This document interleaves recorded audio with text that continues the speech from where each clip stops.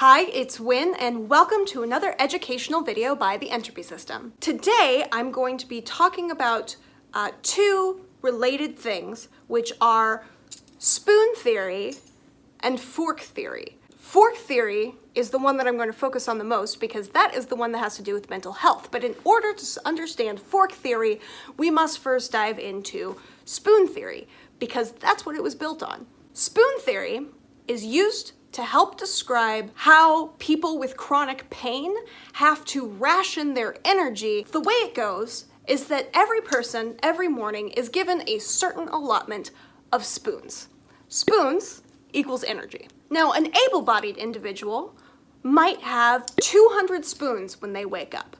So if they have to pay 3 spoons to make breakfast, and 7 spoons to take a shower, and 5 spoons to do hair and makeup. That's just fine, because when you're throwing around 15 spoons, when you had 200, that's a very small number. But let's say someone with chronic pain wakes up and they're only given 60 spoons in the morning, as opposed to our able-bodied 200. Suddenly, that 7-spoon shower is very expensive. That's more than 10% of your allotted spoons for the day.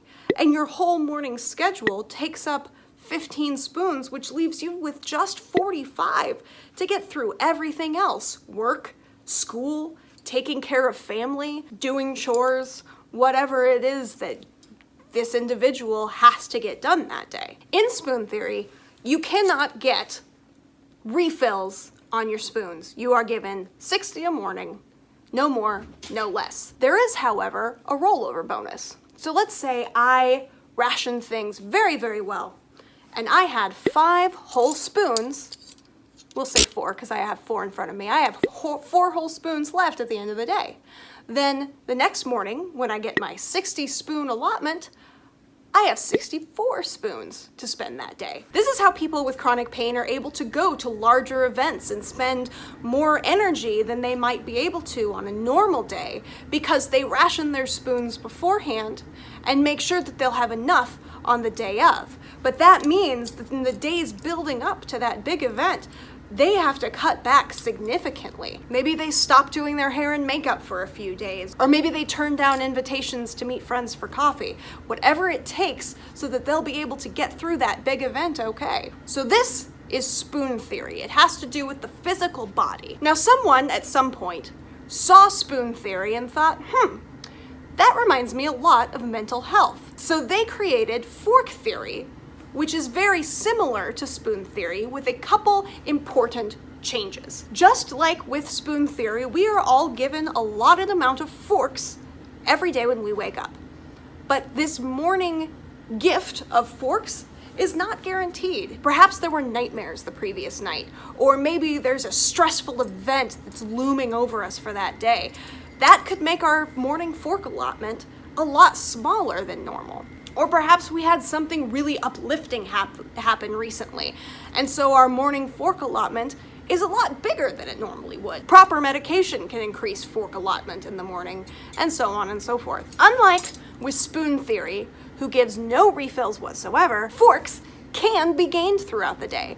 But the trick is you have to pay forks up front to get forks. Before, we had 60 spoons with our chronic pain body and had to give 7 of them to take a shower. Once that 7 is spent, then the spoons are gone, the shower is taken, and you go on with your day. Now let's go to the mental health analogy with the forks. That shower costs 7 forks to get in, but if you can complete that shower, you'll get 10 forks in return. So you will have a net gain of 3 forks, and you will feel better and have more to work with moving forward in your day, which is great. That means you can build yourself up, unless you don't have the forks to pay up front. If I woke up and had a terrible depressive episode, maybe I only have these 2 forks. And I know that taking a shower will get me 10 forks and get me the energy that I need to also eat breakfast and also get out the door. But I can't pay the 7 fork fee to take that shower. So I'm sitting here knowing there are forks right there in front of me and I can't get them because I can't make a down payment. It is so frustrating to be in that position, to know that something will make you feel better, but just not be able to do it. It's like the worst pay-to-play game that you could imagine. There are other ways to earn forks. Kind encouragement from friends is one of them. A friend saying, you know, it's okay, I'll sit here with you, or let me hold your hand as I walk you through this process, can help refill an individual with mental health problems fork load. But at the same time, someone who pushes too hard says, hey, why don't you just get over it?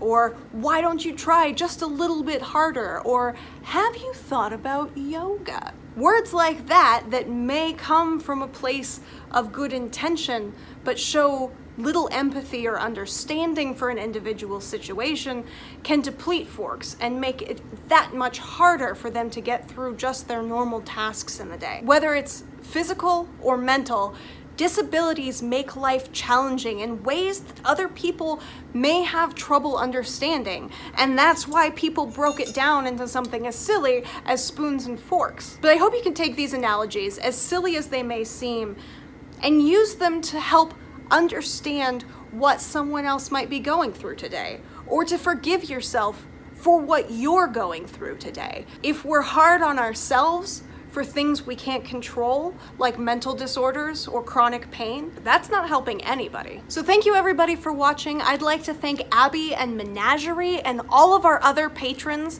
for their generosity and helping us keep this channel alive and well. Please don't forget to like, comment, and subscribe, and we hope you all have a really great day. Bye!